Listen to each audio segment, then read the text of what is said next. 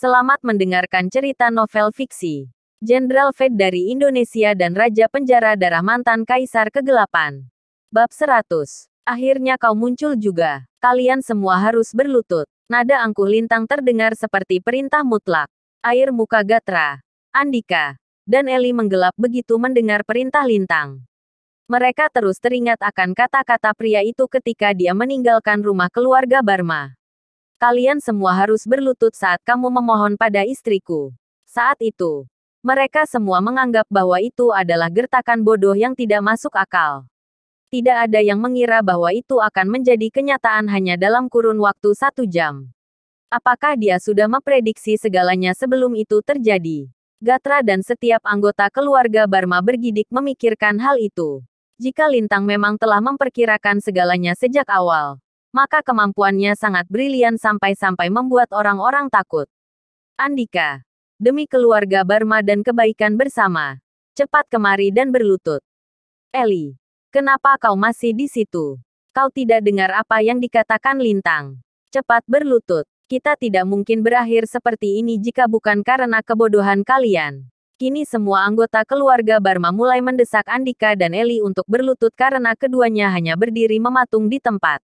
Sebagian dari mereka mengumpat dan sebagian lainnya membujuk supaya mereka berlutut. Bagaimanapun, itu berarti mereka memaksa Andika dan Eli berlutut dan memohon pada Liana. Ekspresi kecut Andika dan Eli tercetak jelas saat mereka mendengar umpatan dan bujukan itu. Tidak pernah sekalipun terlintas di benak mereka bahwa akan datang hari saat mereka harus merendahkan diri di hadapan seorang menantu rendahan keluarga Barma. Sudahlah, Andika, Eli. Lakukan saja apa yang diinginkan Lintang. Desak Gatra dengan ekspresi yang sulit diartikan. Setelah mendengar kata-kata Gatra, Andika dan Eli tidak punya pilihan selain berkompromi. Tidak peduli seberapa keras hati mereka menolak. Bruk. Akhirnya, keduanya pun berlutut di depan Liana dan memohon dengan sungguh-sungguh. Liana, aku terlalu angkuh dan bodoh untuk menyadari kesalahanku padamu sebelumnya. Sekarang, aku sadar aku salah. Kumohon kembalilah menjadi presiden direktur grup Barma lagi. Tolong selamatkan kami. Maafkan aku juga, Liana. Aku tidak layak memimpin perusahaan. Kembalilah ke posisimu. Kumohon pimpin perusahaan keluarga kita lagi. Menyaksikan semua itu, Gilang merasakan jantungnya berdebar kencang hingga nyaris melompat keluar. Belasan orang yang semuanya adalah orang berpangkat di keluarga Barma bahkan berlutut di tanah dan memohon pada Liana sepenuh hati. Untuk pertama kali dalam hidupnya, dia melihat situasi seperti itu. Sial. Habislah aku. Dia sangat menyesali tindakannya yang baru saja menghina Liana dan merusak hubungan baik mereka. Karena itulah dia langsung bisa menebak nasib buruk yang sedang menunggunya. Paman Andika, Eli, pamanku sekalian, bangunlah. Ini sungguh berlebihan. Aku tidak bisa membiarkan kalian begini. Liana benar-benar panik saat itu. Terlebih lagi, sebagian besar orang yang berlutut di hadapannya adalah pamannya sendiri. Dia tidak bisa menerima perlakuan seperti itu dari orang yang jauh lebih tua darinya. Namun, tidak peduli apa yang dia katakan, Andika dan yang lainnya menolak untuk berdiri. Liana segera sadar bahwa mereka tidak akan bangun kecuali dia menyetujui permintaan mereka. Maka dia tidak punya pilihan selain setuju dan berkata, "Baiklah, aku akan kembali memimpin grup Barma. Kalian semua bangunlah." Dia setuju. Seluruh anggota keluarga Barma akhirnya merasa lega. Namun, mereka tetap berlutut di tanah saat dan berbalik ke arah Lintang. Mereka sudah melakukan perintahnya. Sekarang mereka berharap Lintang membujuk Prabu dan Taipan lainnya untuk membatalkan boikot terhadap grup Barma. Jangan khawatir, publikasikan saja di media bahwa Liana akan tetap menjadi presiden grup Barma. Prabu dan yang lainnya tahu apa yang harus mereka lakukan setelah melihat berita itu. Pria itu menjelaskan dengan nada santai. Namun, ucapannya membuat semua orang kaget bukan kepalang. Benarkah? Begitu saja, meskipun setiap anggota keluarga Barma merasa itu mustahil, mereka hanya bisa percaya pada Lintang dalam situasi seperti itu. Pada saat yang sama, Lintang berbalik untuk menatap Gilang dan para manajer lainnya. Sudut bibirnya terangkat membentuk senyum miring yang menakutkan. Sebelum kita menyelesaikan masalah keluarga Barma, sepertinya kita harus menyingkirkan beberapa orang tidak bermoral yang tidak tahu terima kasih terlebih dahulu. Perkataan Lintang bergema memenuhi isi kepala Gilang dan para manajer angkuh itu. Wajah mereka langsung memucat dan mereka jatuh terduduk di atas tanah. Sial, karirku benar-benar hancur sekarang. Asteris. Sore harinya, Grup Barma mengadakan konferensi pers untuk mengumumkan bahwa Liana akan tetap memimpin perusahaan. Mereka juga mengumumkan pemecatan Gilang dan beberapa manajer perusahaan yang angkuh. Namun, hal yang menggemparkan seluruh Jakarta adalah berita yang dipublikasikan setelah itu. Grup Harja yang baru saja memboikot Grup Barma juga mengadakan konferensi pers. Untuk menunjukkan rasa hormat dan kekaguman kami kepada Ibu Liana, Grup Harja menghapus Grup Barma dari daftar hitam. Selain itu, kami akan memberikan layanan penjualan dan pemasaran seluruh perusahaan penjualan afiliasi kami pada Grup Barma secara gratis.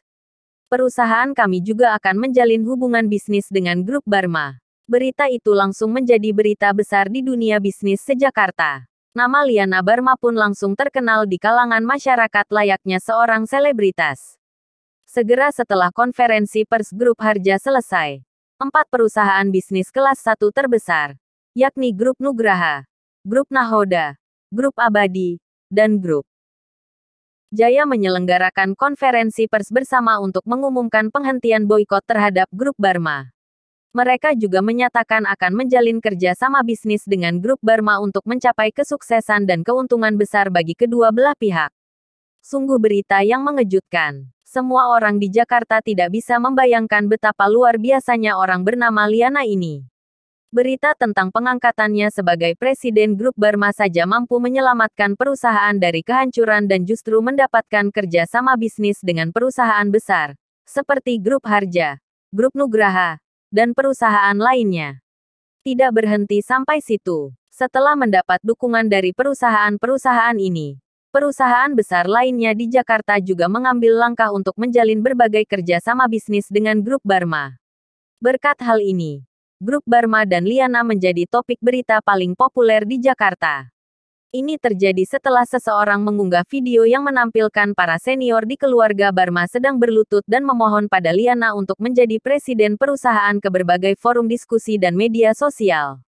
Tidak berselang lama, unggahan itu pun menjadi viral di internet. Hanya dalam waktu singkat, Liana kini dijuluki sebagai presiden direktur terpopuler dan tercantik di Jakarta.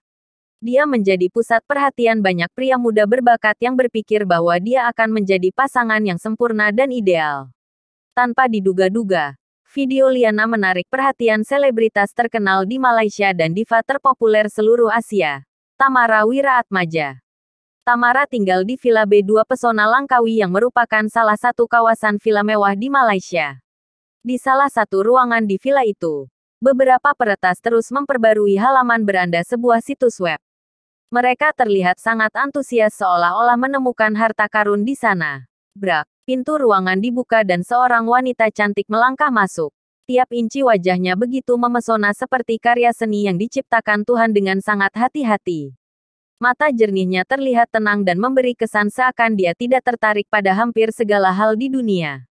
Kini, kegugupan melintas di matanya yang sempurna. Begitu dia memasuki ruangan, Tamara bertanya cemas. Bagaimana kalian berhasil menemukannya? Setelah mendengar pertanyaan Tamara, seorang peretas segera berdiri dan berkata dengan antusias, "Nona, setelah mencari di semua situs web, kami akhirnya menemukan orang yang mirip penyelamat Anda dalam 2 video.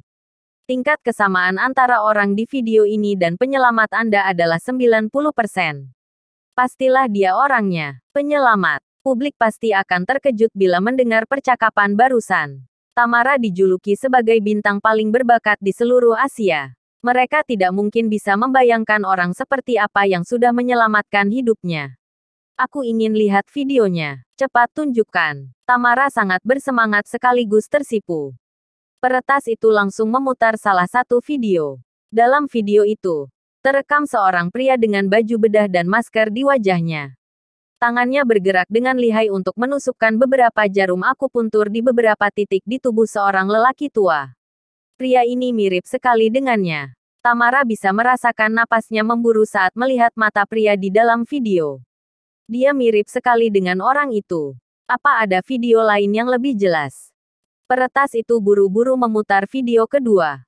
Video kedua menampilkan semua anggota keluarga Barma berlutut di tanah dan memohon dengan sungguh-sungguh kepada Liana. Begitu Tamara melihat wajah Lintang yang berdiri di samping Liana, pikirannya mendadak kosong saking terkejutnya. Tubuh mungilnya bergetar hebat dan air mata membasahi pipinya. 3 tahun lamanya. Aku mencarimu selama hampir 3 tahun. Akhirnya kau muncul juga.